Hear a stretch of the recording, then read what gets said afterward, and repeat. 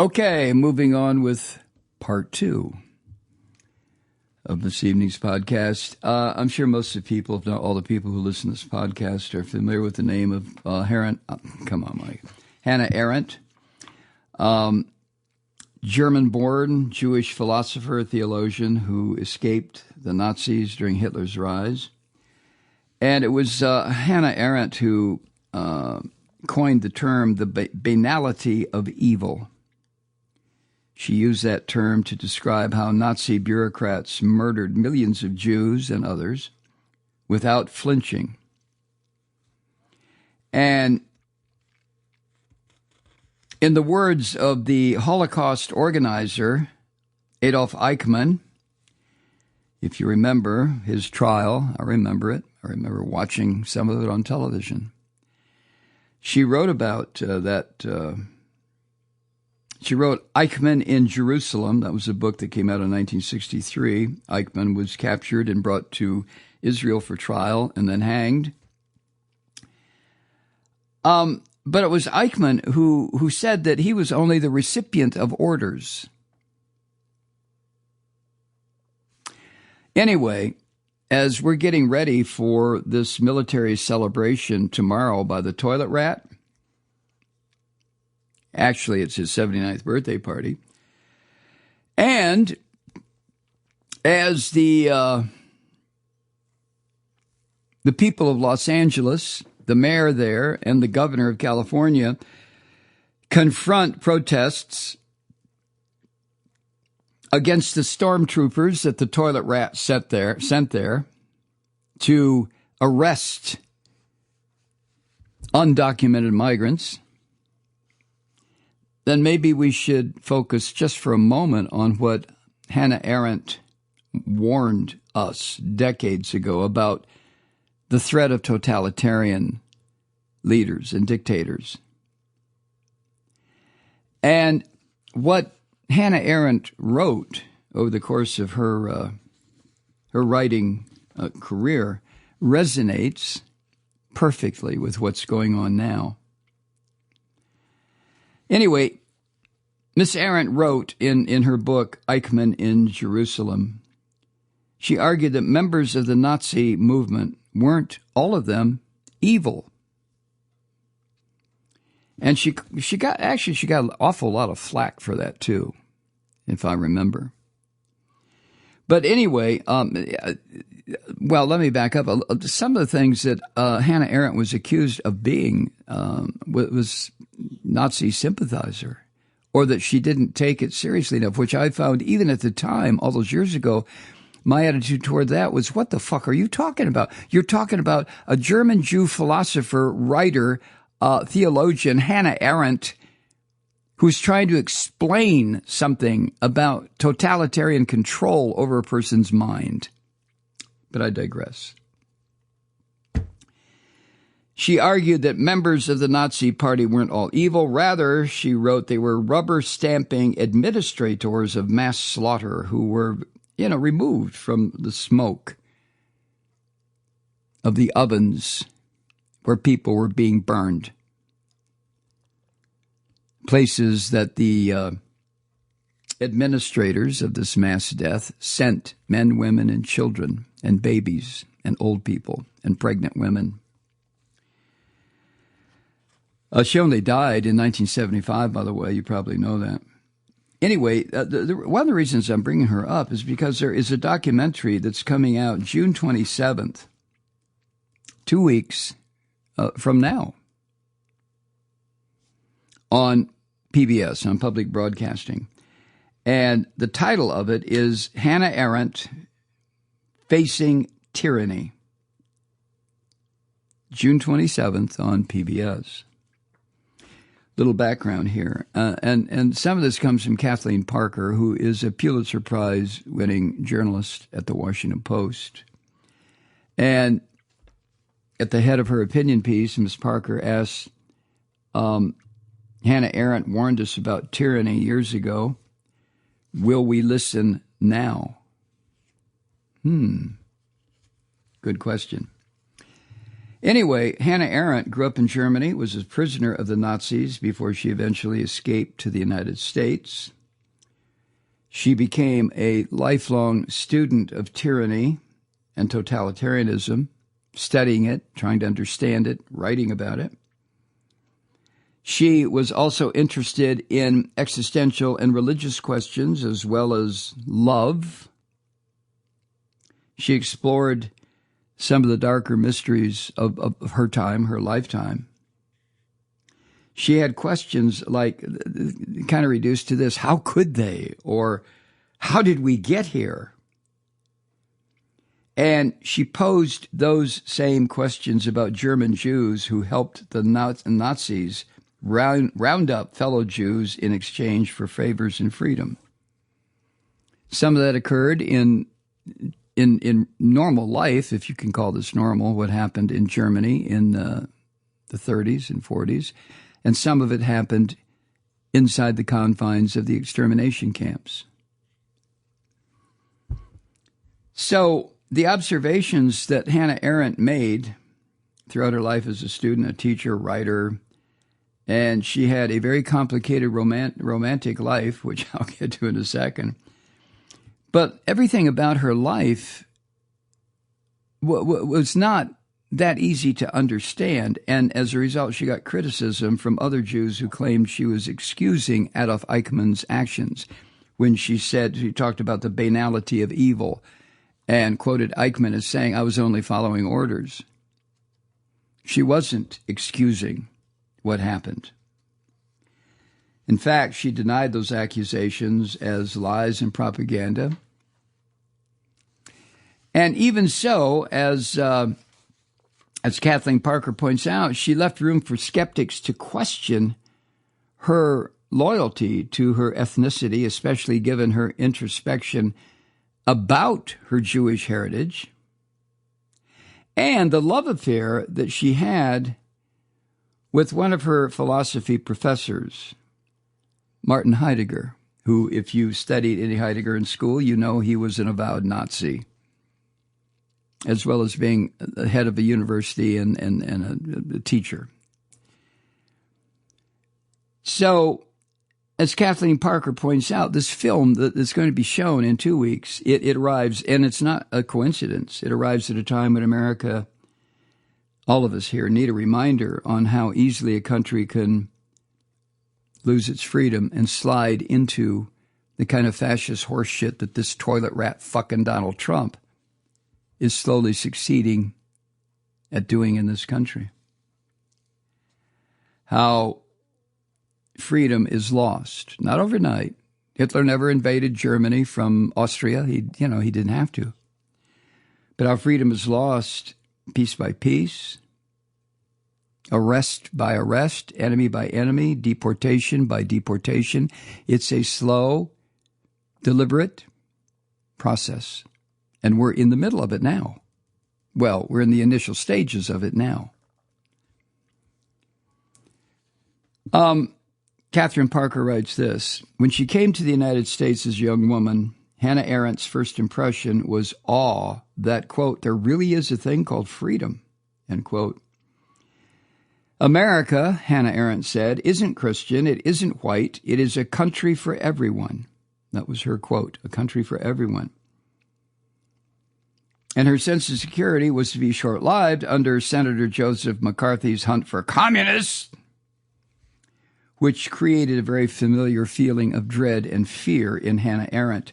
Germany, under Hitler's influence, similarly declared communist enemies of the state and began deporting them as Germany descended into hyperinflation and crisis that led to the rise of Hitler. And after the communists, of course, you know who came next? The Jews.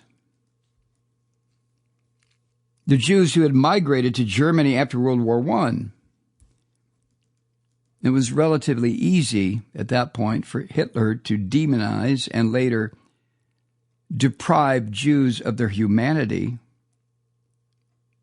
because so many of the migrants, the Jewish migrants that went to Germany after World War I, were literally destitute. Everything they had been destroyed, bombed, burned. So the anti-Semitic narrative in Germany had changed dramatically by 1931, according to Hannah Arendt, who said, quote, "The most significant fiction of Nazi propaganda was the story of a Jewish world conspiracy. The Nazis acted as though the world was dominated by the Jews and needed a counter-conspiracy to defend itself," end quote. Now, if you've done any even just cursory reading of how fascism rises, and I always reference the book I've told you about many times, entitled The True Believer, by, what was his name? He was a longshoreman, a Jew in, I think he was working in San Francisco as a longshoreman when he wrote it. But anyway, you need an other if you are trying to establish yourself as a dictator. You need an other. And in the case of the toilet rat, of course, it always has been immigrants. Immigrants are the other to this rotten fucking Donald Trump. And around that, he is building his totalitarianism. Hitler used the Jews. Right now, the toilet rat is using immigrants. So anyway, in her 1951 book, The Origins of Totalitarianism, Hannah Arendt wrote, quote, "The ideal subject was not the convinced Nazi, but people for whom the distinction between fact and fiction no longer existed. A most cherished virtue is loyalty to the leader who, like a talisman, assures that ultimate victory of lie and fiction will rise over truth and reality." I mean, is anything more contemporary than that statement that Hannah Arendt wrote in 1951? Huh? A most cherished virtue is loyalty to the leader who, like a talisman, assures that ultimate victory of lie and fiction over truth and reality. Fake news. Fake this. Fake that. Toilet Rat has been using that terminology for 20 years now. And it really is probably the most persistent and penetrating thing that this grifting fucking Nazi has ever done, is pumped that term, fake news, into American consciousness to the point where millions of people in this country believe it.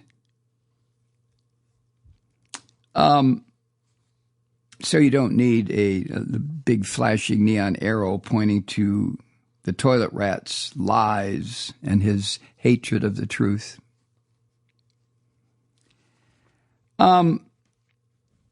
Kathleen Parker writes, "Dictatorships often begin with declaring an enemy to deflect blame for problems that otherwise might accrue to those in charge. Human beings, men primarily, appear to need an enemy to give them purpose or perhaps to enhance their self-esteem.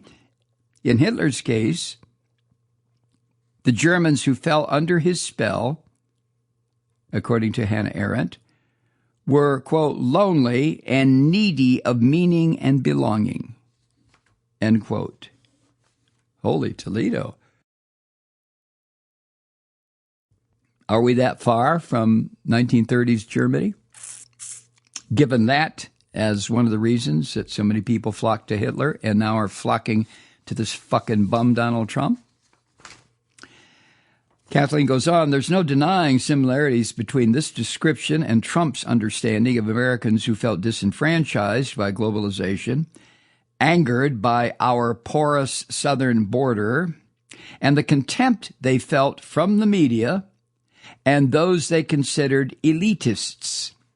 Obviously, the parallels between Hitler and the Nazis and Trump and the MAGA movement isn't literally comparable. Trump's immigration program is aimed at deporting migrants, not exterminating them. Well, Kathleen Parker's right, up to a point. What happens next?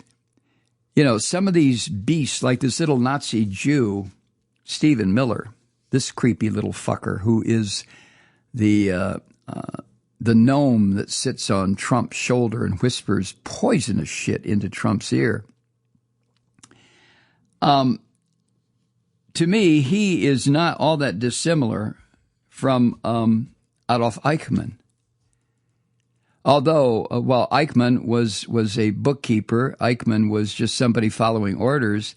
The difference between Eichmann and Stephen Miller is that Stephen Miller is active. His little squirming fucking rodent brain is constantly churning and twisting up stuff that he can use to put into easily understandable short sentences and phrases that he can then pump into Trump's ear.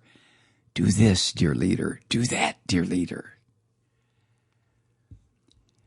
Now, getting back to the PBS broadcast that's coming up in 2 weeks, the last third of this film, according to what Kathleen Parker has written here, it focuses on Hannah Arendt in America and her growing sense that the violence of the 1960s could undermine institutions that give the country its stability. Now, by violence in the 1960s, obviously what is the reference here is the violence perpetrated by the state against civil rights advocates, against anti-war advocates, state violence. Please keep that in mind. And Hannah Arendt said at the time that America really can be defeated from within. She was referring to the Vietnam War, the protests, deployment of the National Guard on college campuses, and the killing of the 4 students at Kent State University.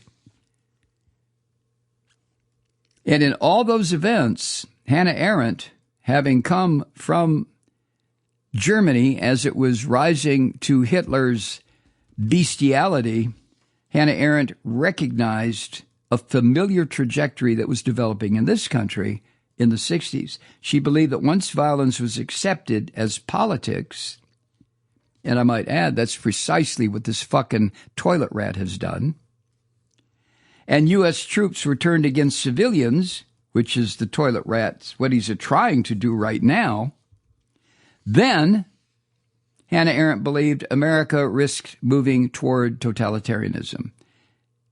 All that was missing was a charismatic agent to inspire the fear and the distrust necessary to undermine democratic institutions, especially the media. Well, hello?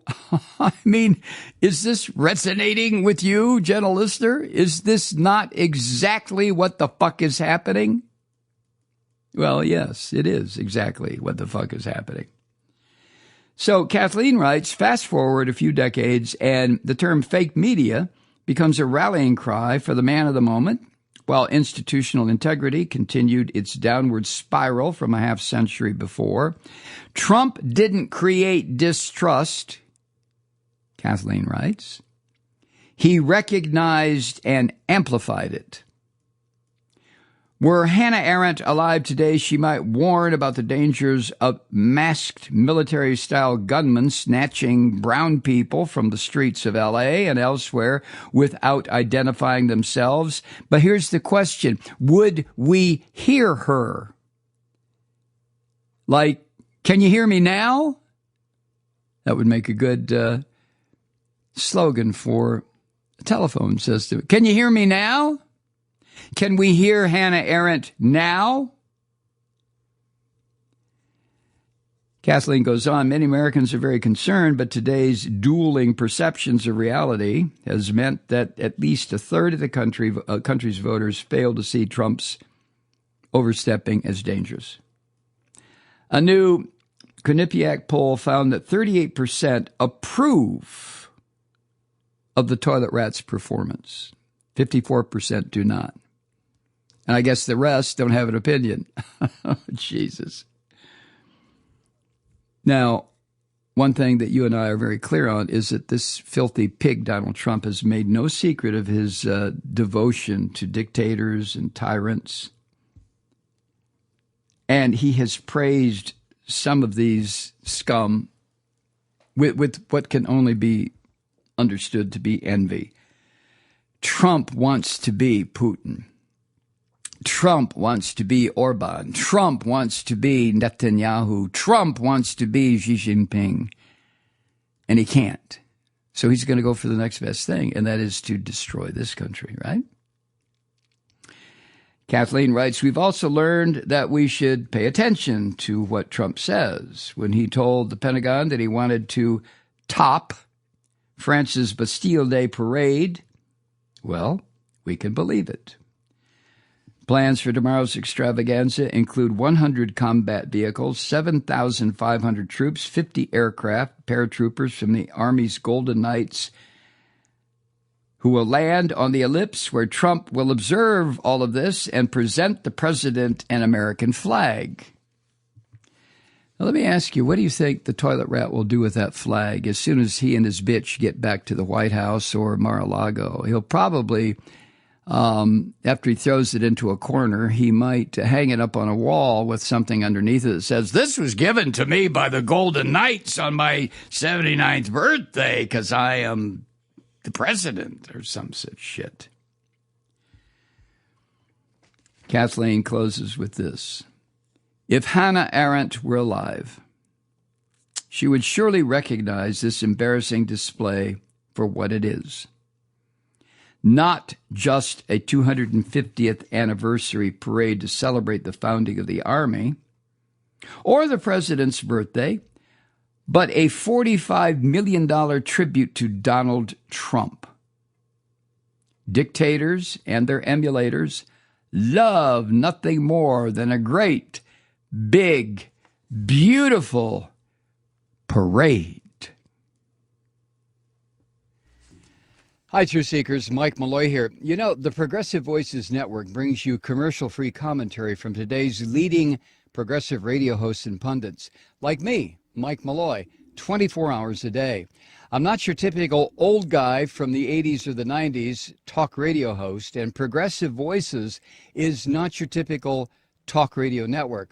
It's a listener-supported nonprofit with no corporate control whatsoever over our broadcast. So hosts like me, Mike Malloy, are free to rant and scream and carry on about whatever we like. We're often controversial, but we're never boring. Weeknights, 9 p.m. in the East, 6 p.m. in the West on the Progressive Voices Network. Always progressive, always on. I'm Mike Malloy. Keep it lit.